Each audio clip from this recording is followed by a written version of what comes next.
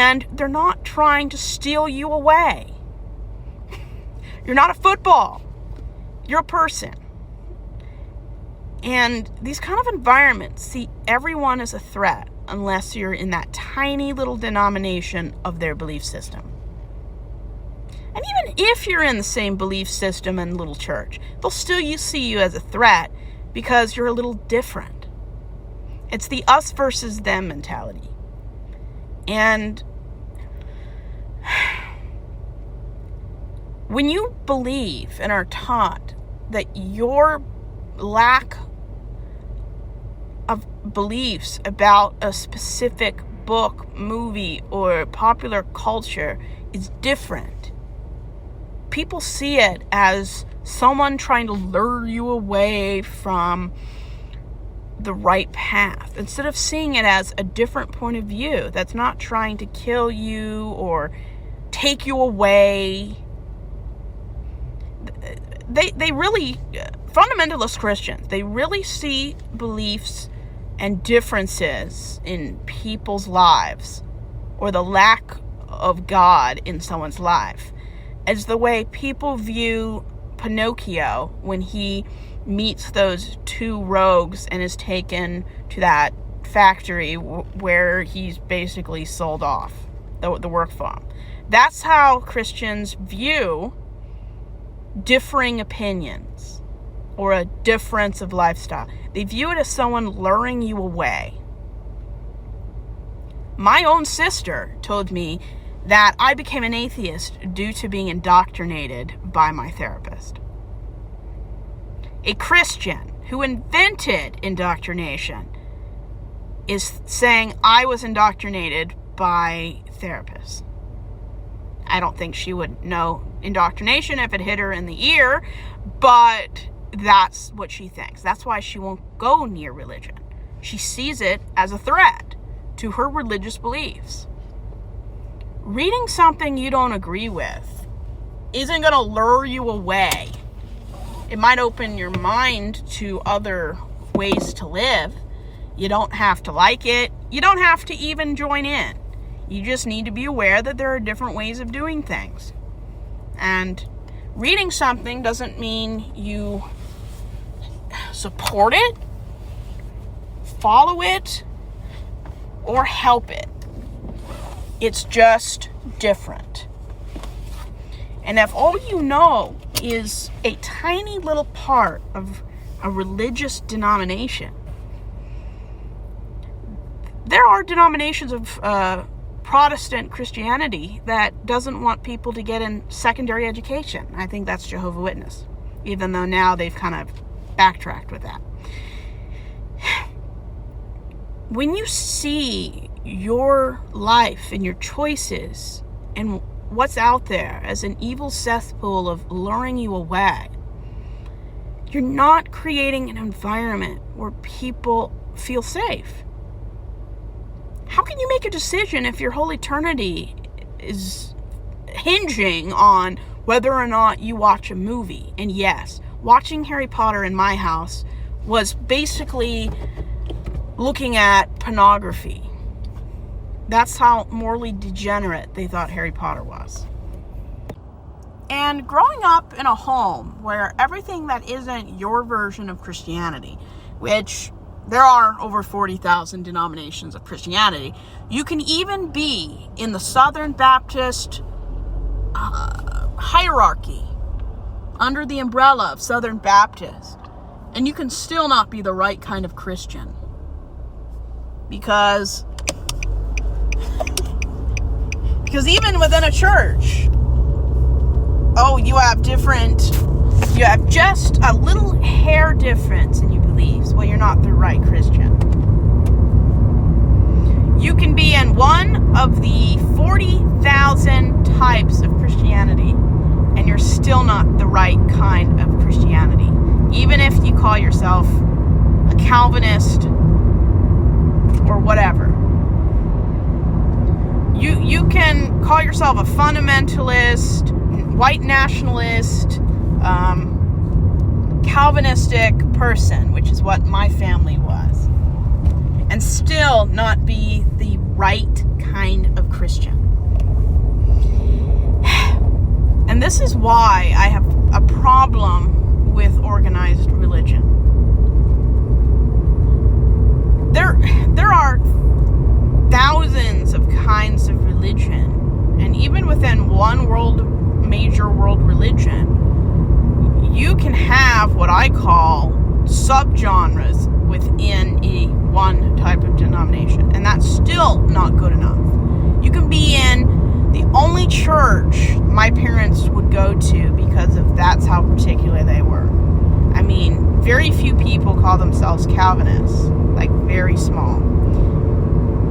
And you can be the most nationalistic white supremacist in that kind of church, and it's still not the right church. And within Christianity, it's really like paint by numbers, where every shade of green has its 6-digit code, and you have to be that specific shade of green, even though there are thousands of shades of green. And it's never enough. And even within that one tiny little denomination that my parents believed was the right thing, they can still change their mind and, now that isn't right. And if your beliefs change like that, how can you say that what you believe is infallible? How can you call something infallible if every few years you completely change denominations and completely change your belief system? And there's nothing wrong with doing that, but you can't say that some group is wrong and then change your mind 5 years later and say, that group's wrong, this one's right, and then 3 years later, this group isn't right. I mean, if you want to be taken seriously, don't have 40,000 denominations. And this is the second biggest problem. Not only is everything that isn't treated, you have to adhere to a certain standard. And it's not enough that you believe in Jesus, you believe in God, you believe in the Trinity, you believe all these things. You have to believe another 200 things that make you a tiny little group within a group within a group within a group. Then that's not good enough.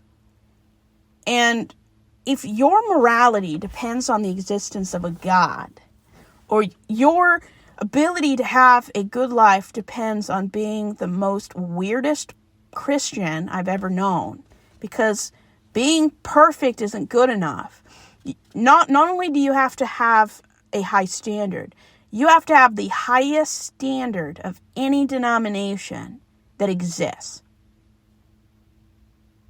Having a nuclear straight family isn't enough. Not only is believing in the Trinity enough, not only is believing all the thousands of rules Christians have, you have to believe in the most outlandish things. You have to believe that the darkest theology Christianity has, that very few people believe, and even that isn't good enough. And people that I know will not marry anyone unless they believe in the darkest parts of Christianity. Because Christianity to them is like numbering different shades of colors. It's not enough to be purple. You have to be a specific shade of purple that looks like thousands of other shades of purple. And it's not enough. You have to be better. You have to be more white. And it's exhausting. If there was a God, which I don't think there is, but if there was, I honestly believe that people like my mother and sister would qualify for sainthood, because that is how perfect they hold themselves to a standard. I have never known people that refuse to have any standard below sainthood. And I'm not making fun of them. This is 31 years of observing. It's not enough not to watch movies. They have something wrong. I mean, they find fault with a G-rated film. They find fault with a film that has nothing contrary in it. I mean, most people can watch things like Sleeping Beauty and have no problem. These people will find something wrong with a movie about the Bible. It's not enough to be perfect. You have to be a saint about it. And they won't marry anyone that isn't as saintly as they are. And almost no Christian denomination believes the way they do. And it's always changing. And whatever they thought was perfect isn't perfect anymore. And yes, they believe that there is a small percentage of every Christian denomination where people are going to go to heaven. But the highest percentage they think is going to heaven is in their own little niche. How many people have died or lived terrible lives, stayed in abusive marriages, and just been miserable because they have to adhere to their narrow-minded view of just being insufferable? And they are insufferable. Because nothing makes you more insufferable than having to be perfect. I've never known such self-righteous people. And I'm not criticizing them. I'm just stating what I've observed. Nobody is good enough for them. I mean, I've lived my life where I've never smoked, drank, done drugs. I've never had children outside of marriage, even though now I don't think that even qualifies as being bad. I haven't done anything that would make me a criminal or someone who's bad. Being a perfect teen whose worst thing they ever did was not make their bed in the morning. Even that's not good enough. No wonder I have religious OCD. And mental illness is never discussed in the circles I grew up in. It's kind of like trans people. They were never discussed. Not until my mid-20s. Luckily, no one I knew wasn't straight, because I wouldn't wish on anyone not being straight growing up in a Christian home. It's hard enough being straight. Being gay or trans in that environment is hell. So luckily, all my siblings are straight, where they never had to deal with that level of psychological abuse and just bad messaging.